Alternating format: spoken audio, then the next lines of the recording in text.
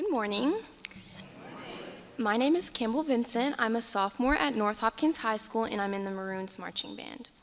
This morning, we will be looking into the story of Lot and his wife. I have found that in biblical times, names meant much more than just labels. They carry deep meaning to the identity and destiny of the individual. Abraham was the uncle of Lot, so Lot was tied to a culture that valued the Lord and his teachings. Lot's choices and actions in life reveal his struggle between faith and self-interest. I invite you to read along with me in the book of Genesis, chapter 19, verses 15 through 26. With the coming of dawn, the angels urged Lot, saying, "Hurry, take your wife and your 2 daughters who are here, or you'll be swept away when the city is punished." When he hesitated, the men grasped his hand in the hands of his wife and of his 2 daughters and led them safely out of the city, for the Lord was merciful to them. As soon as they had brought them out, one of them said, "Flee for your lives, don't look back, and don't stop anywhere in the plain. Flee to the mountains, or you'll be swept away." But Lot said to them, "No, my lords, please. Your servant has found favor in your eyes, and you have shown great kindness to me in sparing my life. But I can't flee to the mountains. Disaster will overtake me, and I'll die. Look, here is a town near enough to run to, and it is small. Let me flee to it. It is very small, isn't it? Then my life will be spared." He said to them, "Very well, I will grant this request too. I will not overthrow the town you speak of, but flee there quickly, because I cannot do anything until you reach it." By the time Lot reached Zoar, the sun had risen over the land. Then the Lord rained down burning sulfur on Sodom and Gomorrah from the Lord out of the heavens. Thus he overthrew those cities in the entire plain, destroying all those living in the cities, and also the vegetation in the land. But Lot's wife looked back, and she became a pillar of salt. Now, after reading this scripture, one of my first thoughts was how hard it would be not to have the slightest bit of hesitation. Just for a moment, I want you to think for yourself how difficult it would be for 2 complete strangers to come to you and tell you to flee for your life and never look back.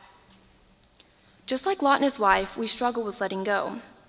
For some, the hardest part can be moving on from our past sins and mistakes.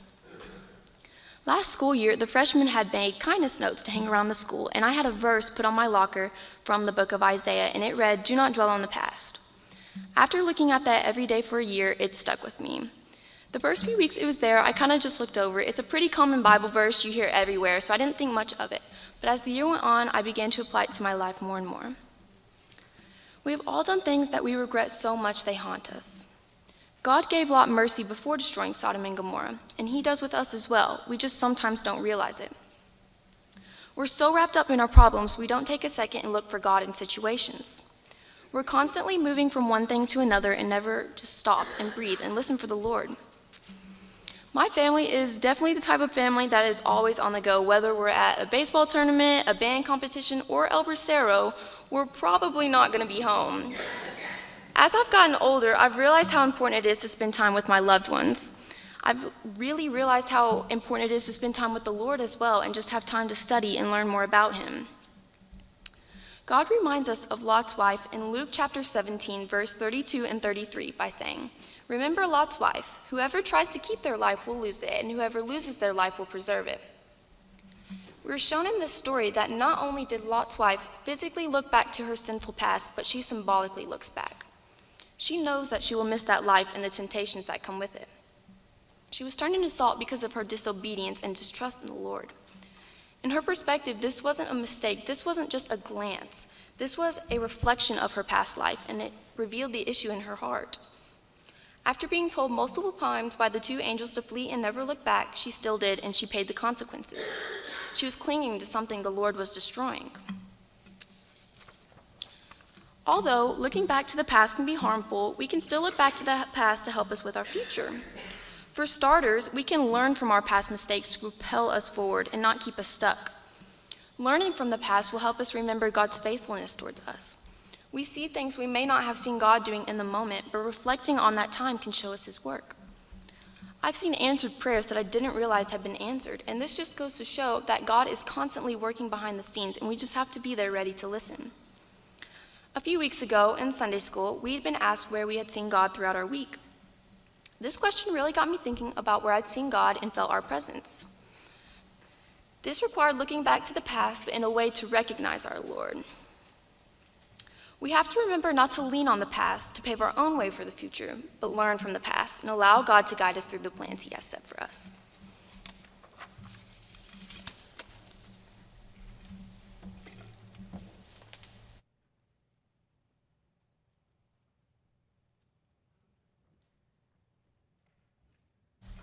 Good morning. For those of you who don't know me, let me introduce myself. My name is Thea Doran. Some of you may remember me from last year's Youth Sunday or other youth events. For those of you who don't know me yet, I've been part of the youth group since my 8th grade year. Back in 6th grade, I moved here from Homosassa, Florida, just north of Tampa. Technically, I'm a senior in high school, but this year I decided to be homeschooled and graduate early through the dual credit program at MCC. It's been an interesting journey and I've learned a lot. Last year when I spoke here, I shared how I faced many different challenges, moving to a new place, dealing with personal struggles, and finding my own way.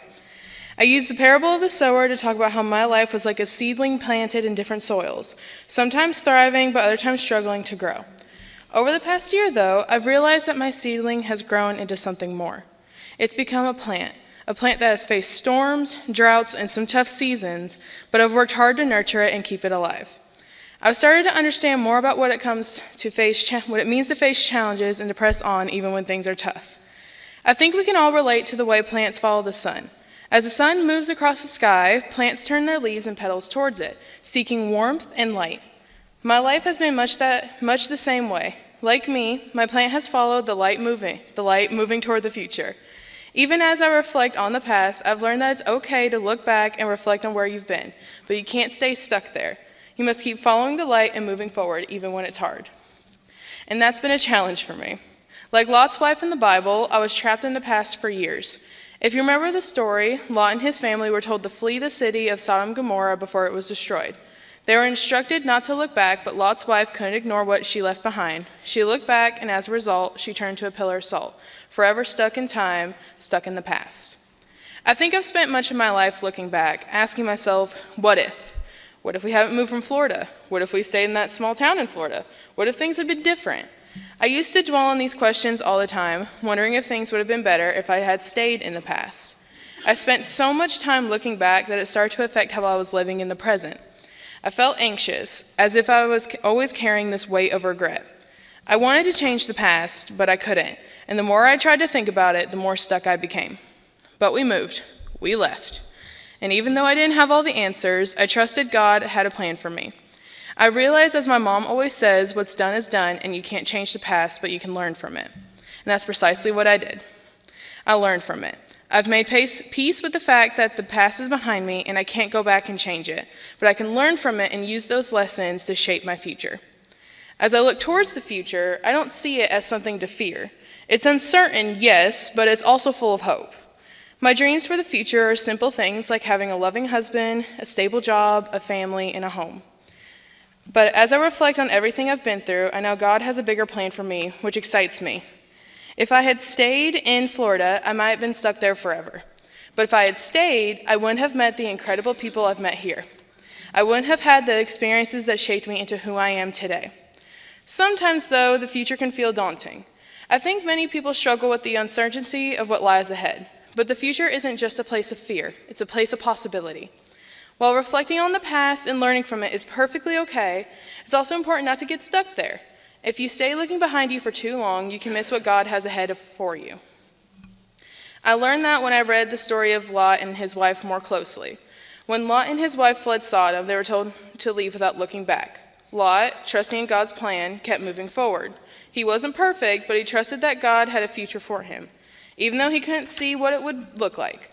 His wife, however, could not let go of the life she had known. She kept looking back, longing for what she had left behind, and in doing so, she became trapped in the past, frozen in time.